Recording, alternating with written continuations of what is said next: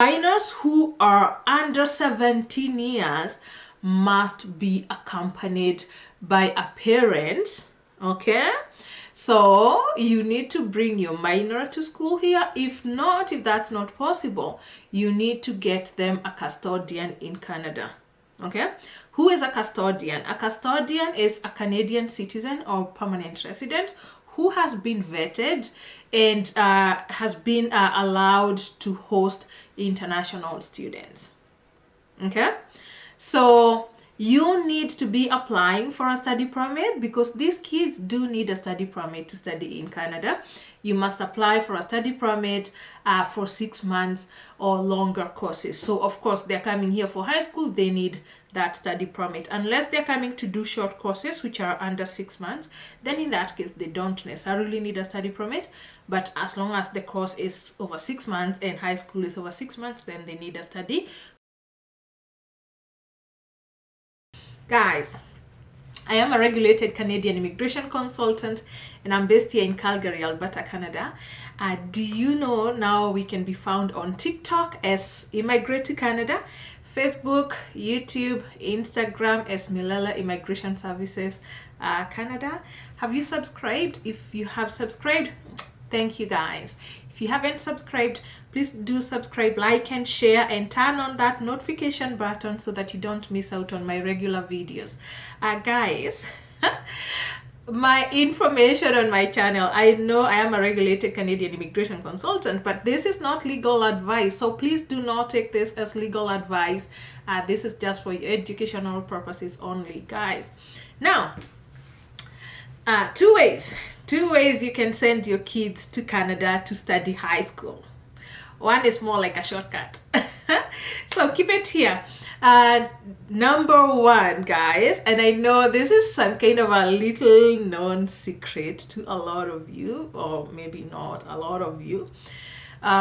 If you come here to study or you come here on a work permit, so most likely, I actually want to just discuss people who come here to study because those are the majority of the people who come to Canada on temporary basis. If you're here, you're a student, you can bring your children with you. They can study in Canada, whether that's in elementary or high school. I say today I want to talk about high school people. So if you have teenagers who are in grade 10, 11 and 12, excuse me, they could actually come here study with you because you already have a study permit. Your kids can come and be with you here and they don't pay school fees. Yes, they will not pay school fees if you are here legally as an international student. Now, the main one that I actually want us to discuss about is because not everybody can come here to study, and especially if you have high school going kids, it means of course you're a little older. So not everybody is able to come to study in that age group. But if you're in that age group and you're doing really well in your country, and we have all the reasons right now to actually send our kids to Canada to study. The pandemic came, there was a lot of disruptions. Some countries are also very unstable, unstable economies. There are some crises happening from time to time, school disruptions, strikes and such, etc, etc. All those are reasons as to why you can actually send your kids to study in Canada for high school. I'm talking high school today, not university and all that. And by the way, before I even get there, so make sure this is the study permit application season. It's been for the last 3 months since a lot of people started getting their letters of admission.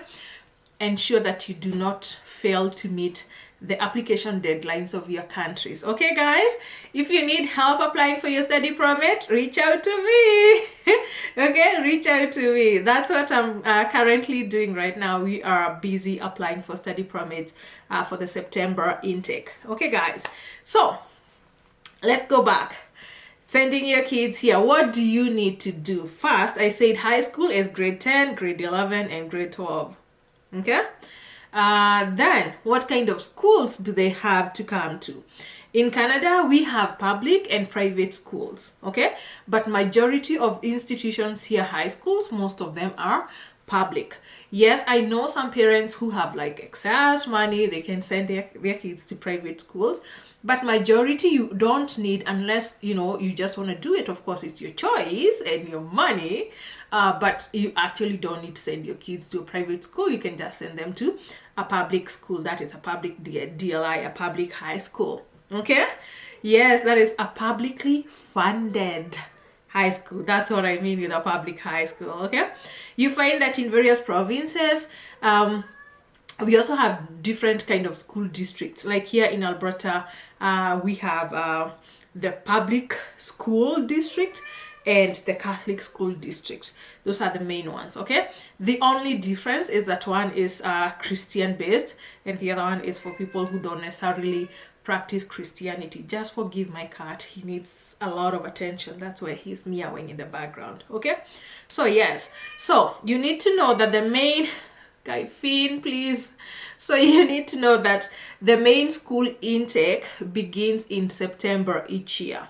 Okay, so if your child is still in school, you could be preparing them now to come for next year September. Okay, depending in your country, maybe you may still get in for this September, but majority of the people right now, they are preparing to bring their kids here for next year September intake. Okay, what's the average school fees? I know that's a question because I think some people think it's damn expensive. Of course, Canadian education is expensive because it's the international rate, but I think it's relatively fair compared to countries like the US and Australia. Okay, so how much money does it cost on average? A lot of high schools charge a year 12,000 Canadian dollars per student. Okay, 12,000 Canadian dollars. Who are these? Who is referred to as they're coming here as a minor, and you need to know the definition of a minor, guys. Okay, the definition of a minor here actually differs. It differs in Alberta, Manitoba, Ontario, PI, Quebec, and Saskatchewan. Minors are under 18, and you find that majority of the kids who are coming for high school, they are in that category. They are under 18. But in BC and the other provinces that I didn't mention, minors are under 19. Okay, so minors who are under 17 years must be accompanied by a parent. Okay, so you need to bring your minor to school here. If that's not possible, you need to get them a custodian in Canada. Okay, who is a custodian? A custodian is a Canadian citizen or permanent resident who has been vetted and has been allowed to host international students. Okay, so you need to be applying for a study permit because these kids do need a study permit to study in Canada. You must apply for a study permit for 6 months or longer courses. So of course they're coming here for high school, they need that study permit. Unless they're coming to do short courses which are under 6 months, then in that case they don't necessarily need a study permit. But as long as the course is over 6 months and high school is over 6 months, then they need a study permit. And once now you apply to the school, you are going to need a letter of acceptance. So you get a letter of acceptance, you pay the school fees, and you prepare to bring your child in Canada. There's some people who are well-traveled who just want to accompany their kids. Now, this is now the differentiator. When you're bringing your kids, because I know a lot of parents are like, Lois, is there a way I can immigrate with my child? They're coming to school, can I immigrate? We can always talk about immigration, but when you're bringing your child to Canada, you mostly will come here as a visitor, you as a parent. If that's not an option, remember I talked about getting a custodian. You need to get your child into a homestay. Okay, so homestays are those programs whereby now I talked about a custodian. So they need to live in a home with their custodian in an approved home. Okay, of course the main thing I just want to mention here is that you as the parent, you need to show that you can actually afford their studies. So financial muscle is very important.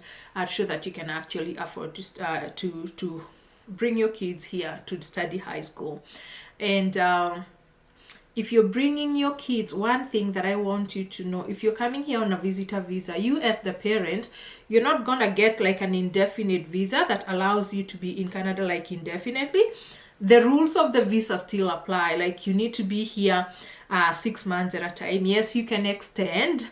You can extend and get like a visitor record, but you still need to watch your visa obligation so that you don't violate your visas. Should you need to go back to your country, if you need to go back to your country, you cannot leave your kids. If you brought your kids here and now you want to go back home, you cannot leave your kids on their own.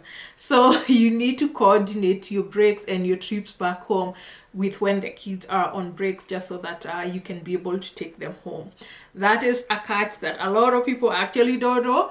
But yes, as long as you're bringing your kids, then you need to know when their breaks are happening and your visa obligations. Okay, now what will you be doing in Canada when you bring your kids? I said you are a visitor. Okay, you are a visitor. So yes, you may try to change your visitor visa to anything else, like maybe if you get a job offer, well and good. Okay, there are people who are just lucky enough and they get a job offer once they are here. But you cannot work when you're on a visitor visa. You need to be able to change conditions, maybe most likely into a work permit for you to be able to work. Okay, guys, so if you now feel, because I know a lot of people just don't know that they can send their kids here, others they fear. A lot of students here are international students in high school, so of course you just need to know whether you're bringing them or whether they are coming here on a homestay. Okay, guys, if you need more information on this, if you want me to walk you through, if you know, whatever, if you want to know whether your kid can qualify, I can give you various options and various, you know, there are various opportunities for different kids. So yeah, feel free to talk to me, book a consultation, book a study consultation on my website www.mileleimmigrationservices.ca, and I'll be happy to help you there. Thank you so much for watching, and I'll see you in my next video. Bye.